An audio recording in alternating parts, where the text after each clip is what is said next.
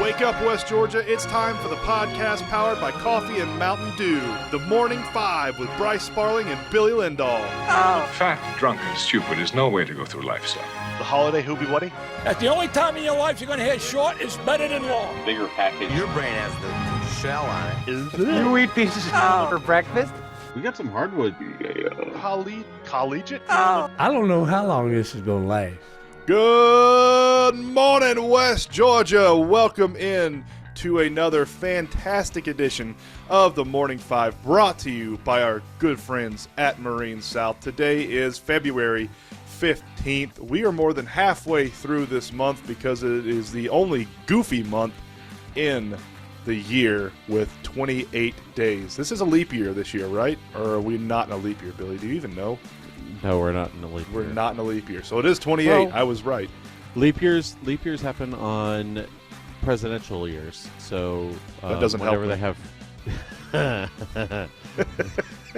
That's fair. You're talking to the most politically unplugged person possibly in the entire world. So yeah, we're 2 years beyond that. So we're gotcha. Good. A couple more years. Today is National Gumdrop Day, Billy. That's the best you could come up with. Hey, it was either of all Gumdrop things, Day, man. It was either Gumdrop Day or Single Awareness Day. So it is, I guess Single Awareness Day, the day after Valentine's Day, is kind of fitting. It is National Side Chick Day as well, I heard, but we're not officially endorsing that on the pod. I don't think we need to endorse that at all. I don't think Emily and Cassie would be happy with us about that. Luckily, neither one of those people listen to this podcast. That's fair. We do have the women's wrestling finals for the state coming up later in the podcast, as well as some local basketball kids making the all-region team. More of that information is trickling in. We have that at the end of the podcast or towards the back of the podcast. We're going to start off today with the Hawks versus Cavs tonight. This is the third time they faced each other this year. The Hawks lost 101-95 the first meeting. Then they won 121-118 the second meeting. They did have a third meeting that was canceled due to COVID. But this is the third meeting. And Billy, the Cavs really are one of the surprising teams of the season, in my opinion. They're right up there in the thick of things. I believe they're third in the East, and they're playing really, really great defense right now. You want to talk about an opponent that the Hawks didn't need to face right now when they're trying to get back on track.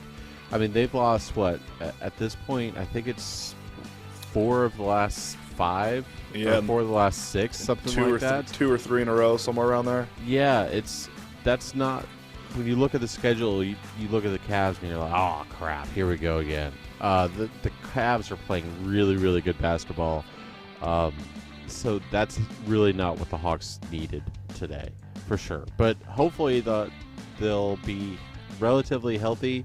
I haven't heard any negative things lately, but John is out. John is out until after the All-Star break. Yeah, I mean, outside of JC, that blows for sure, but it is what it is. So the Hawks have lost 5 of their last 7, which is not a run you want to go on. I mean, they did have wins. No. They did have wins over Phoenix and Indiana, which are nice, but when you lose to San Antonio, I mean, I don't understand. But this is eerily similar to that long run we had that started in kind of the middle of January. That run started off by beating the Milwaukee Bucks 121-114, and that was coming off a game against the Knicks where you should have beat the Knicks. So you're coming off a game against San Antonio on Friday. You should have beat San Antonio, but it's against a quality opponent tonight in Cleveland, top 3 in the East. You got it. You can't have these runs where you lose 5 of 7 games anymore because you dug yourself into such a hole in the first half that you can't sustain those. You got to get a win tonight, and I think it comes down to rebounding. Cleveland doesn't rebound particularly well. They are 23rd in allowing offensive rebounds and 20th in defensive rebound. I really think Okongwu and Clint Capella need to assert themselves on the block tonight to have a chance at a win. That's bottom 3rd in both categories? Correct, yes. So, I mean, that's at least helpful. Okongwu and Capella are both really, really stellar at rebounding. But you know who else was really good at rebounding? JC. And the fact that he's not there is gonna hurt. Honestly, I mean, there's no ifs, ands, or buts about it. I mean, the Hawks need this win, but at the same time, it doesn't sound good. No, it doesn't. I think your key to victories tonight, Cleveland doesn't score a lot of points, so defense, this should be a more easily defensive game for the Hawks, which is what they need after essentially not playing defense the past 7 games. The keys for victories tonight, I give you Trey plus 30 every single time. I'm not going to give you that tonight. I'm going to give you a different one. Take good shots. Cleveland's defense is number 1 in opponents' points per game, and they're number 4 in defensive rating. They're a fantastic defensive squad. Take good quality shots. You're not going to get a bunch of shots up against this Cleveland team. The second thing is capitalize on second chance points. I just told you that we are going to be able to get a lot of offensive rebounds, or we should, with Clint Capella and Okongwu. Okongwu might start at the 4. I would love to see Capella and Okongwu on the floor at the same time. So capitalize on your second chance shots. Play perimeter defense, literally any perimeter defense. Just get your hand up and sort of affect the shooter. Please, for the love of God, someone get out on the freaking perimeter and guard a player. And the last key to victory to me is Bogey and Kayvon. They got to be over 18 points. That's it right there. They got to fill in for JC not being there. So let me ask you a question, real quick. Yep. You said that the Cavs are 3rd in the East, right? Correct. They are 3rd in the East. And you said that they play really good defense. Fantastic. Number 1 in opponent points per game and number 4 in defensive rating. So you're telling me that in order for the Hawks to actually do their stuff, like win championships, we just need to play defense? That seems to be the formula from what I'm looking at here. It's very confusing because nobody plays defense anymore in the NBA. But it appears to me... As Coach White told us last week. Yeah. It appears to me that if you play the Cavs are 3rd in the East right now. They have the 23rd best offense in the NBA. And they're 3rd in the East. Dear Lord. Dear Lord, man. So, moving on to what I'm going to consider a happy topic, the Hawks, because they are going to beat the Cavs last night. I gave you the same guarantee on Friday about the Spurs, so take it with a grain of salt. Let's move on to the MLB. They met again, as we commented briefly yesterday. They met again this weekend. The MLB wants the ability to limit the minor league rosters from 180 to 150 in the future. This is not a move that they said they will do immediately, and it is not a move that they are guaranteeing will actually happen, but the owners want the ability to limit the roster from 180 to 150. I'm glad they can save that money. I mean, that's 30 minor league deals. What's that? About 30,000 a piece, maybe. It's under $1 million.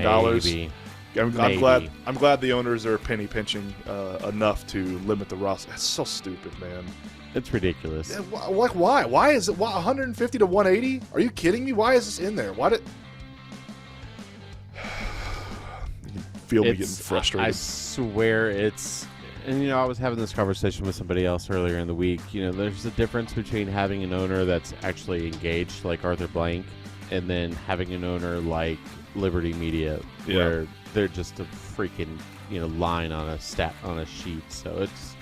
And that was what I loved about Ted Turner back in the 90s is he didn't give a crap how much money he spent on the Braves. He wanted to win a title. If it cost him going out and getting a $75 bajillion athlete, then he would go do it because he wanted to win a freaking title. And that's why the NFL is far superior from the MLB, because the NFL has these owners that want to go out and want to win. They have the owners' little group of people that are so hyper-competitive that they'll go out and spend the money. MLB teams are ran by freaking corporations like Liberty Damn Media, and all they care about is the bottom line. All they care about is making money, and it's so frustrating to see the sport I love go down like this and become what it has become. And it's showing right now what happens when that happens. When the owners aren't in touch with their players, this is what happens. When corporations run your league, this is what happens. You get locked out. And another potential roster trimming, was part of it was a 28-point package that the owners gave to the players, but one of the other points in it was they wanted to limit the number of times a player could be sent down to the minors during a season to 5. Right now, apparently it's a limitless number that you can send one player down. Obviously, if he still has options, they wanted to limit that to 5. So That's the weird thing about baseball with options. As long as he has options, quote unquote, that option could be used. Like if you have one option left, you can use that option unlimited times throughout the year. Yep. So he could go down, up, down, up, down, up, down all year. So it doesn't matter. But I don't know. They want to limit that to 5 is what they're. What was in the proposal that didn't get signed? So. Yeah, that's not going to get signed. Dude, it's so frustrating. All right, so let's get to Bryce teased this. The traditional women's wrestling state championships this past weekend. They were down in Macon as well. We had, 7 ladies that made it to states, 5 from Carrollton, 1 from Heard, 1 from Haralson County. Let's get to these. Liliana McKinley at 102 did not place. Catlin Thomas at 112 also did not place. Bailey Moore placed 6th at 142. Alejandrina Griggs. Oh, I love that name, Alejandrina. That's beautiful. At 172 placed 4th, and Emaraya Marenko at 197 also placed 4th in state. Those were all from Carrollton. From Heard County, Kylie Johnson at 172 did not place, and then from Haralson County, Ryan Gravitz at 197 also did not place. So there's your update from Macon. Congratulations to all those girls that made it to state, and especially the 3 from Carrollton that placed. I know Coach White is extremely happy about that. That's fantastic. That's great also that the state of Georgia puts on a tournament like that for the women's wrestling and lets them compete, and Yep. I saw, man, I don't know the girl's name, but I saw earlier in the season a girl from East Paulding in one of the lighter weight classes, and she was wrestling against guys. She was dang good, man. She was extremely impressive. Oh, yeah, she was really good. I'll have to look up and see if she did anything in state, because she impressed me the 3 or 4 times I saw her wrestle.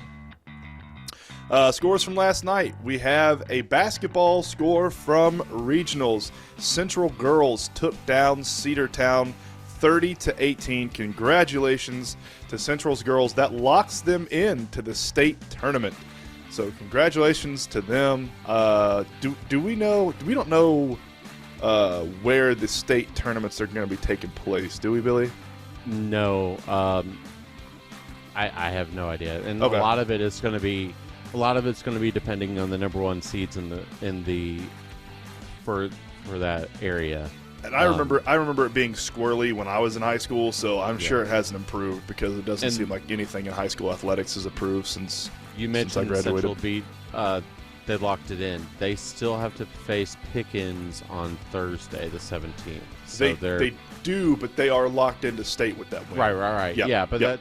they still have a chance. And let's not forget, Central's a really, really young team. A lot of them are freshmen and sophomores. So this is a good stepping point for Central.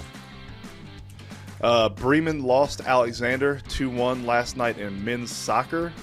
Good on Abner, I guess, for getting a win last night. I had a cheer for Alexander last night. Sorry, Bremen. But the Bremen girls did win 5-0 over Alexander. Carrollton lost to Woodland in baseball last night 4-0. And Central lost to South Paulding last night 11-0 in baseball. Heard County did beat Mount Zion 10-0 last night in baseball. They no-hit Mount Zion. Yeah, and some great pitching last night by Heard County. Aiden Boyd, 2 innings pitched, no hits, 5 Ks and 1 walk. Sammy Calhoun, 2 innings pitched, no hits, 4 Ks, no walks. And Will Alford, 1 inning pitched, no hits, 1 K, no walks. So congrats. That's amazing. I don't know if I've ever seen a no-hit game in high school baseball. That might be the first I've ever read about. Temple did beat Armouche last night, 3-0 in baseball. And the Carrollton, yep. Started their season off 1-0, so that's good on Temple. Hey, you can't go undefeated if you don't start off 1-0. That's right. Carrollton girls lacrosse team did suffer their first loss of the season last night to Harrison, 8-6. University of West Georgia men's basketball team keeps rolling, 94-68 last night against Shorter. Michael Zapatakis had 17 points, 2 assists, 4 rebounds. Kadeem Jones had 16 points, 5 assists. Dang Nile had 16 points, 5 rebounds. 6 West Georgia Wolves last night, Billy, went over 10 points. Jeez, man. That's good to hear. That is great scoring. That's awesome when you see that. The girls also got a win last night. The UW girls beat Montevideo 80-73. Taya Campbell had 20 points, 3 assists, 5 rebounds. Sierra Carter had 19 points, 4 assists, 10 rebounds. Billy, listen to this stat line by Jalen Austin.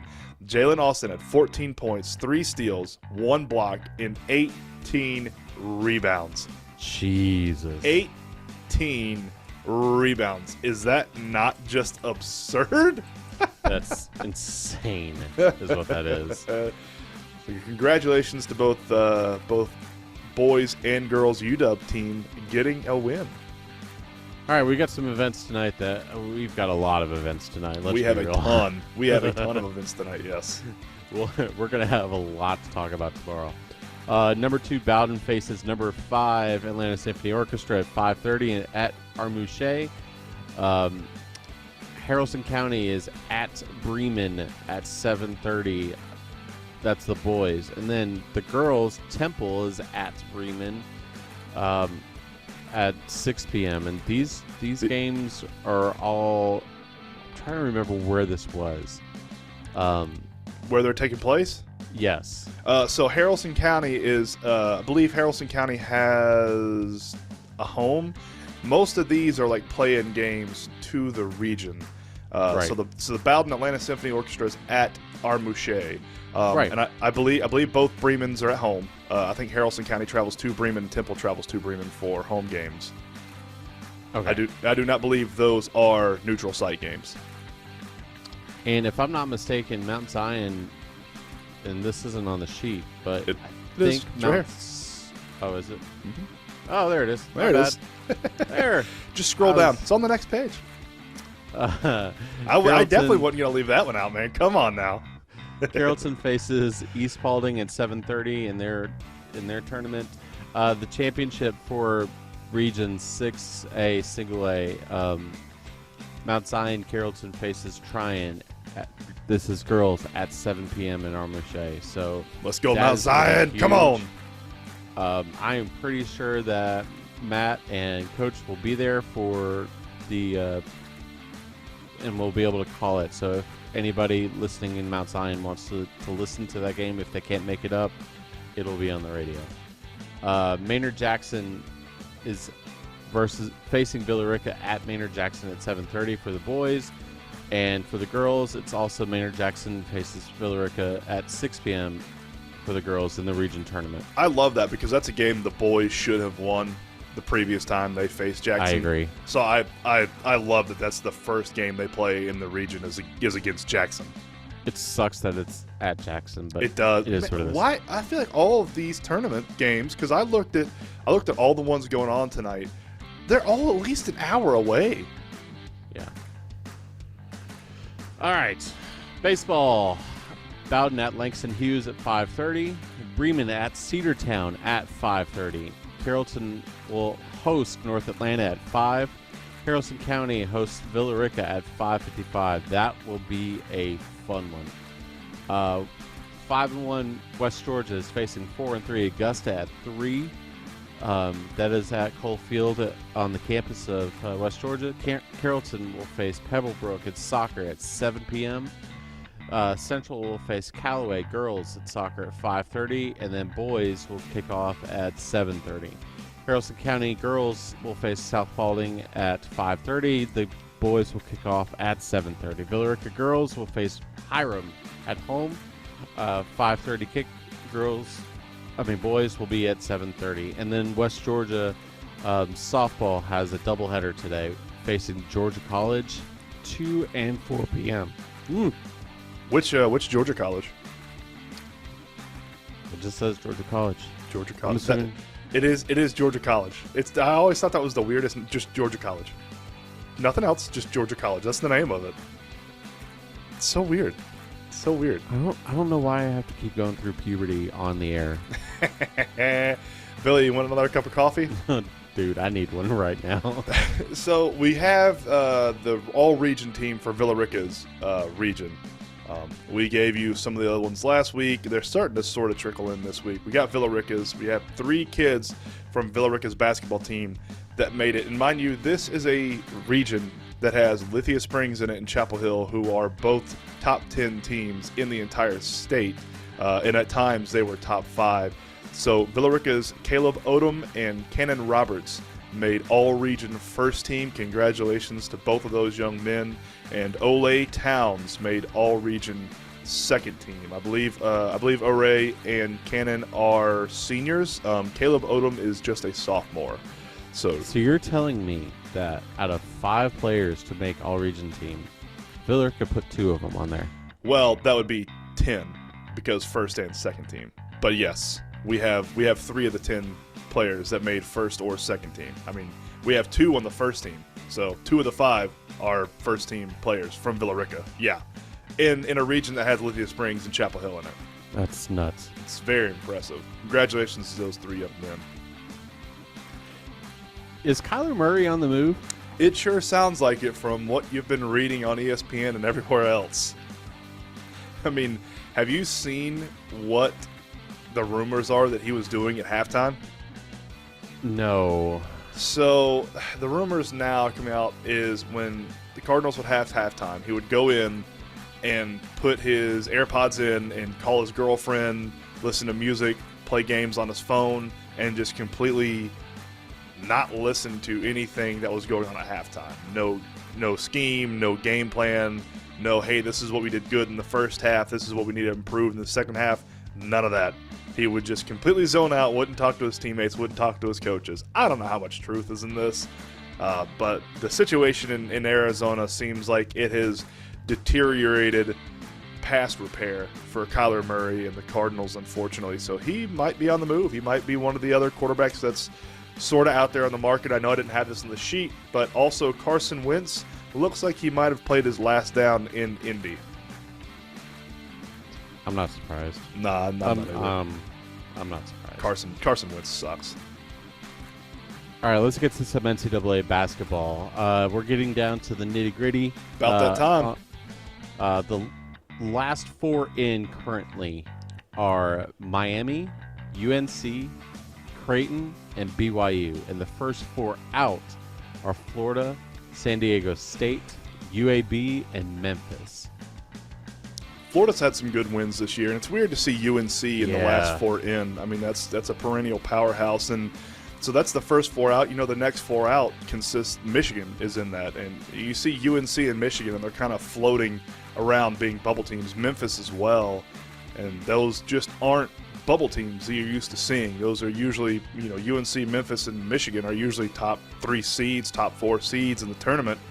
And they're kind of floating around the bubble this year. So we're getting close to it. We'll have a lot more NCAA coverage for basketball once we actually get into the region tournaments and the NCAA tournaments. I have 2 today in sports histories because they kind of go hand in hand, and I thought it was really cool. Today in 1998, in the 40th Daytona 500, Dale Earnhardt wins his only Daytona 500 in his 20th start at it. Snaps a 59-race winless streak. That was sort of Dale Earnhardt's feather in the cap, was winning in 1998. And then on the same day, in 2004, in the 46th running of the Daytona 500, Dale Earnhardt Jr., he won exactly 6 days to the day after his father, 6 years to the day after his father, Dale Sr., won his first and only 500 in 1998. So I thought those were really cool today in sports histories that went hand in hand simultaneously. And it is Daytona week, so if you guys have not listened to it, you should. We posted a episode of the Morning 5 Track Talk with Matt Ridgway and Bryce, and it is really, really entertaining, and they give a great rundown of what to look forward to with Daytona this week. Matt Ridgway will explain to you about the new cars and what it takes to fabricate them, because he's having to do it. So give that a listen. Matt will give you a good analysis, and I'll just complain about the good old days and how it's not as good as it once was. That's fair. You are the old one. That is true. Medal count, we have 17 total. We are tied for third. I don't believe we got any medals last night. So no real progress there, unfortunately. We're falling still behind Norway. But lawyers for Camilla the 15-year-old Billy Russian. Ava? Yeah, said that she's the 15-year-old Russian skater who got popped for doping.